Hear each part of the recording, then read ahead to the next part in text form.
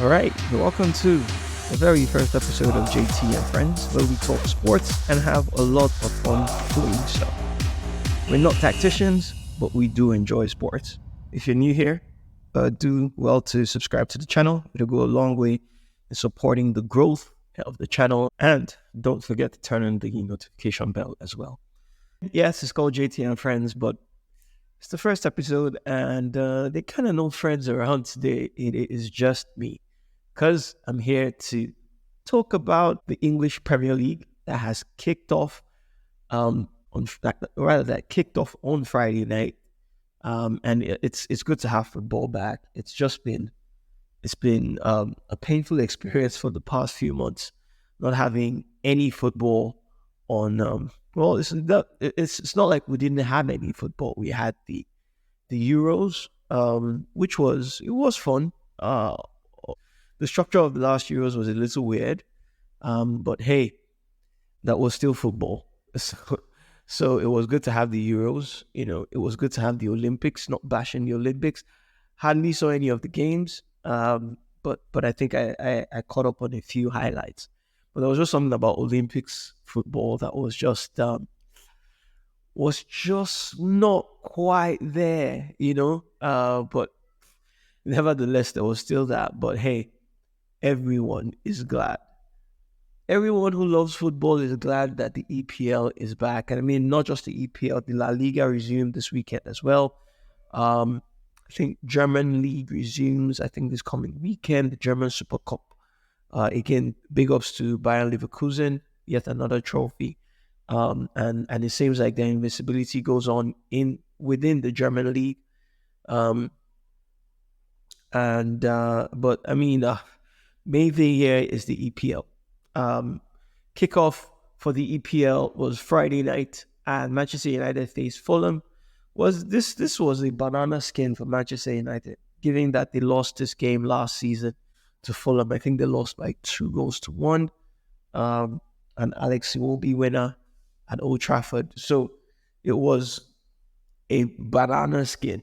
No matter how you try to frame it, I think Manchester United played a lot better than they did last season. Defense was a lot more solid. Midfield was a lot better.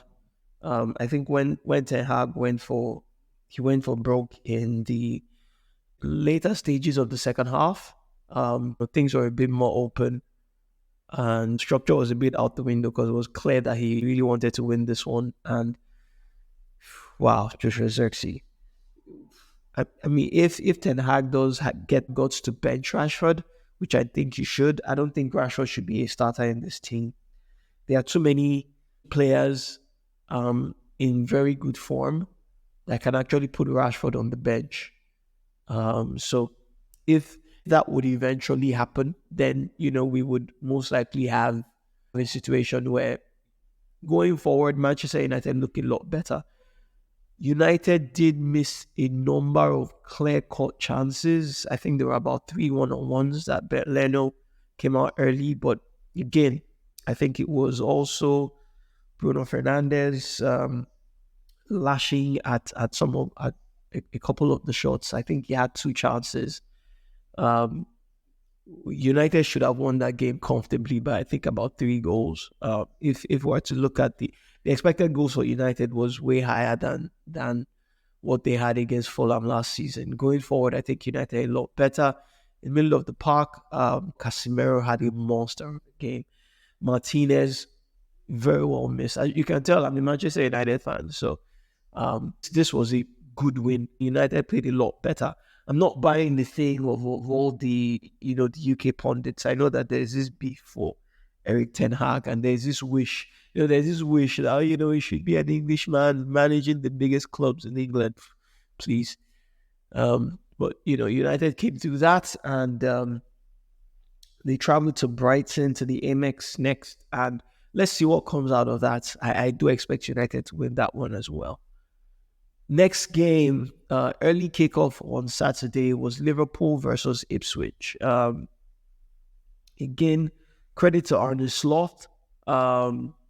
But I really like, please let me know in the comments if anyone sees any difference between the way this Liverpool team plays And the way the Liverpool team under Klopp plays, I don't see the difference. Everyone keeps talking about how Slot has transformed Liverpool. There isn't that much of a difference in how they play. There's still very high energy, high intensity in the game, but it's no different as far as I'm concerned. Everything looks all the same. But again, Mo Salah, man. I mean, what do you say about Mo Salah? If he wasn't in this team, they would have struggled to win. That I can tell you for a certain. But records show that he hardly gets injured. He's never out for very long. He seems to look after himself very well. He still has that burst of pace, which is just incredible. Wow.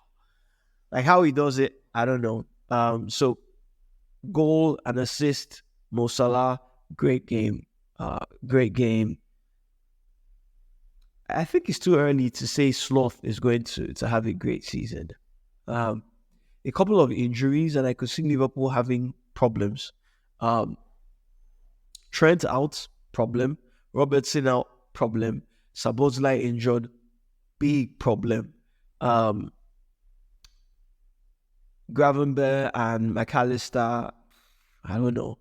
I don't rate McAllister much. Yes, he's a World Cup winner, but I mean, he's not one that would give you that level of consistency all through the season, in my opinion. So I feel like Liverpool are that team a couple of injuries away from having a bad run. But let's see. But nevertheless, credit to Arne Slot. Ipswich huffed and puffed like the small teams will do. If they get nothing, it kind of tends to fizzle out, which it did in the second half. You could talk about it as Liverpool up in the tempo. You could also talk about it from the perspective of Ipswich Town just getting tired from all their intense running in the first half. So you can choose whichever one you like. As a Liverpool fan, I can imagine which one you would choose. On to the next game. There were a bunch of games that were played at the same time. Arsenal, Wolves, Everton, Brighton, Newcastle, Southampton, Nottingham Forest, Bournemouth. Arsenal, Wolves, as expected. I think O'Neill has done a good job with Wolves.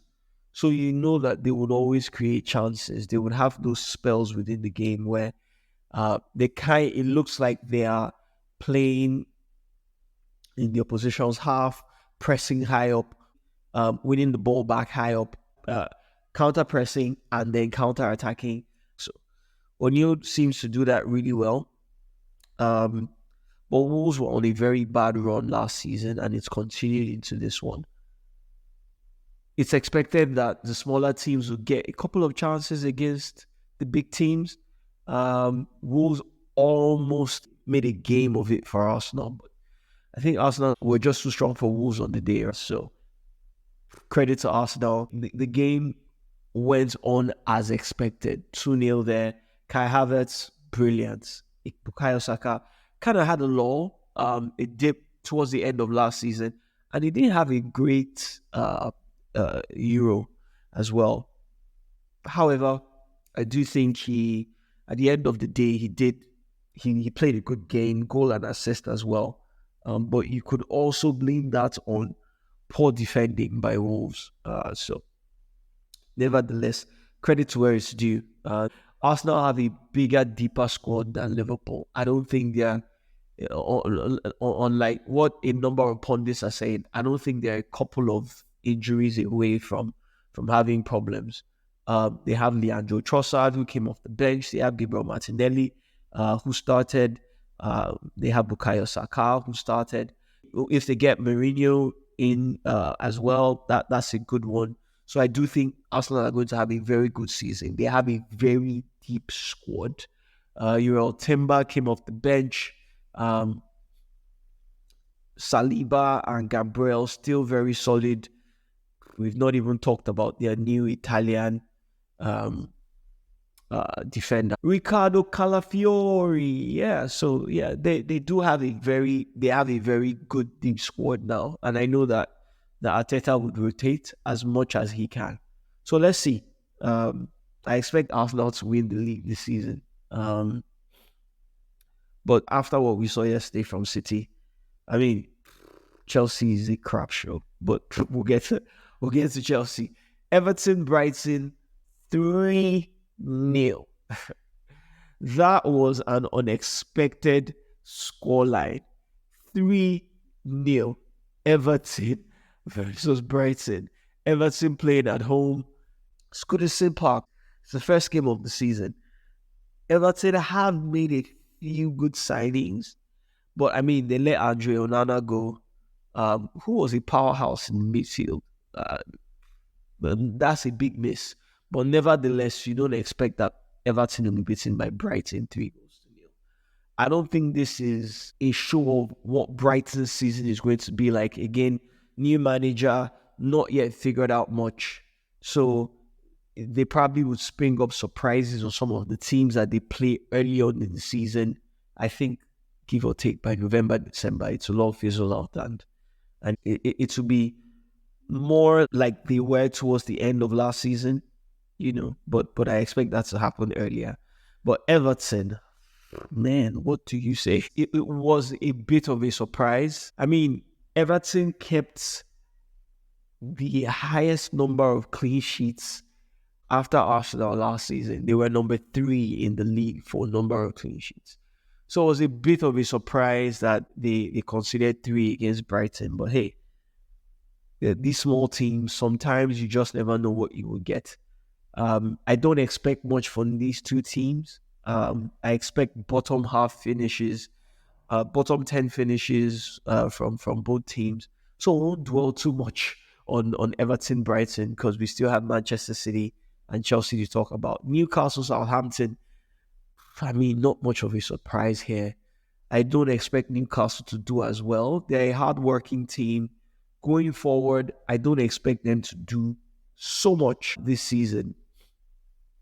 Again, this goal that they scored against Southampton was as a result of, it was like, I mean, if you're a small team, sometimes just hoof the ball out. Trying to pass out from the back might not be your thing. Southampton, and they did that. Southampton did that a lot because I followed some of their championship games last season. They did that a lot in the championship last season, and they got away with it. But in Premier League, you will be punished most of the time whenever you make those kind of mistakes at the back. And again, for context, Ipswich Town conceded a bucket load of goals last season. So for Arne Slot's Liverpool to try so hard to break them down to score, maybe not the sign of great things to come from the Slot era. But hey, who am I? Liverpool fans, don't crucify me. I'm just saying the obvious.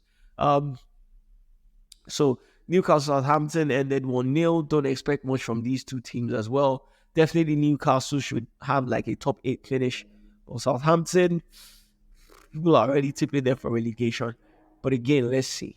I feel like the season has to flesh out a bit more before we can make those kinds of predictions. Nottingham Forest, Bournemouth. This was just a nothing game from two teams that would probably end up there. I don't think they would get relegated, but hey, this was a nothing game. 1-1 Nottingham Forest, Bournemouth. West Ham Aston Villa. Julian Lopetegui. There had been a lot of raving about Lopetegui. I'm like, I don't think there's much to rave about this guy. And I watched West Ham. They were atrocious in the first half. Nothing at all. It was a lucky penalty that brought them back into the game. They didn't look at like anything. It was the strangest performance. Like I don't even know what to say. But hey, credit to Aston Villa. It's good to see. It's good to see some kind of consistency with Aston Villa. through the season. Unai Emery has done a great job with the team. They've lost a few players, but nevertheless, they brought in Hamadu Onana in the middle of the park. Was really good. It's left to be seen. I don't think Aston Villa are going to have a season like they did last season. I think people would see the patterns of their play and they would have figured them out by now. So I don't expect that they'll have a season as good as the last one. But nevertheless, I don't expect that West Ham are going to have a better season than they did last season. I don't think Julian Lopetegui is... I think he's a good manager, but like for a team like West Ham, maybe they were expecting the Unai Emery effect. Who knows? I just don't think it's... but this is my opinion. I might be wrong. I don't think it's there's just something off about it. There's a lot of hype around him, but I don't think he might do well, but I don't think he's going to live up to the hype. That's my opinion. Candid opinion. Brentford Crystal Palace, this was a good game. Everybody had been going on about Crystal Palace and how good a season they had. Glasner had a good last season, good end of last season after he took over the team. But hey, he's been figured out. Again, they've watched his tapes. He's been figured out. It's not going to be as good. Yes, Brentford were the better team. At a point, it looked end to end. It looked like anybody's game, but I do think Brentford were the better team at the end of the day. Credit to Brentford. Johan Wissa with the winner, own goal for Crystal Palace's goal. There's been some complaints about the Eberechi Eze free kick. It was not a goal. I don't know, what's the deal? It was not a goal. There was an infringement just before he hit the ball, and the referee blew. And he hit the ball and he went, it's not a goal. How is that a bad decision? It is not a bad decision in any way. It does interfere with play. It does. It's amazing. These English pundits sometimes, the EPL pundits, well, not all of them are English, but the pundits sometimes, they're just, oh man. Especially, well, don't let's get into it. It was not a goal. It was great refereeing. There were infringements and the whistle was blown. And the goal, it was not even a goal that was to be disallowed. It was not a goal. Period. Credit to Brentford. They came through in that game. Led initially. Crystal Palace pegged them back and then they scored the winning goal, Johan Wissa. EPL guys, looks like Patrick Mbomo and Johan Wissa are going to continue to have great seasons, and as Tony looks to be on his way out. The last game of the weekend was Chelsea, Manchester City. If you were in doubt that Erling Haaland was still going to be the man, despite the fact that, I can understand Julian Alvarez leaving. I'm not going to bench Erling Haaland for Julian Alvarez. So nobody should fault Julian Alvarez for going to Atletico. I think that's a perfect team for him. I think the way he plays kind of suits that system. I expect Atletico to do a lot of great things in La Liga this season. That said, Manchester City were just too much for Chelsea. Should they have taken some of their chances? Chelsea should actually just go and sign Osimhen. Jackson ain't going to cut it. Then he's not going to cut it. Go on, spend that money, sell Conor Gallagher, sell Lukaku, sign Osimhen, give him the money he wants. Chelsea need a point man up front. I don't know, it's not rocket science at all. It's not difficult. But Manchester City are still the team to beat. I'm tipping Arsenal to win the league this season, but it will be very difficult to beat Manchester. They are not 5 injuries to be being off. They played without Rodri, and they still beat Chelsea. Chelsea are all over the place right now, so you just never know. But hey, we know about City. There's nothing to not know. They are going to have a great season again. And I think the only team that can stop them from winning the Champions League is probably only Madrid. They probably will win the Champions League this season. I think only Madrid and Arsenal can stop City. I don't see anyone else stopping them. Madrid, Arsenal, and United, but United are not in the Champions League. United actually seems like they figured out a way to play City. And Pep doesn't have an answer to that yet. So, hey, let's see. Today's game, we're recording this before the Leicester City Spurs game. I think people have figured out Postecoglou. You might be awed by his gameplay, attacking, but he's been figured out. If he doesn't make adjustments, Spurs are going to have a very bad season because defending, they are not great. They are not great at all. We saw that last season. We saw that in preseason. I expect them to beat Leicester City. But hey, Spurs, I don't expect much from them this season. I don't know. People are predicting that they'll be in the top 6, in the top 4. If they can fix defending, yes.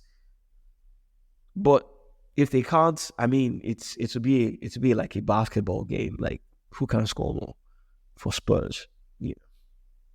So I have given like mini predictions and gone through all the games for the weekend. I do expect a very good season in the EPL.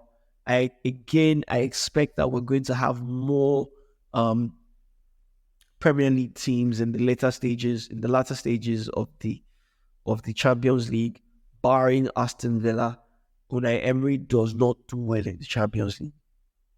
He will drop to the Europa League and then play well from there.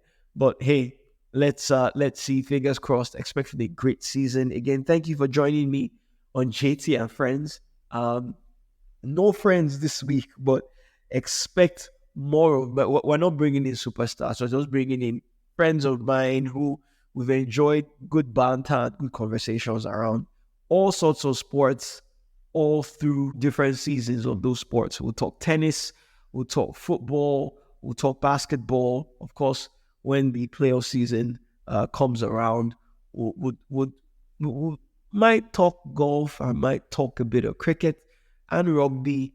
But you can expect a lot of football and a lot of tennis, and basketball as well, that myself and my friends will talk a lot about. Again, thank you for joining. Don't forget to like and subscribe to the channel, and we'll see you in the next one. Cheers.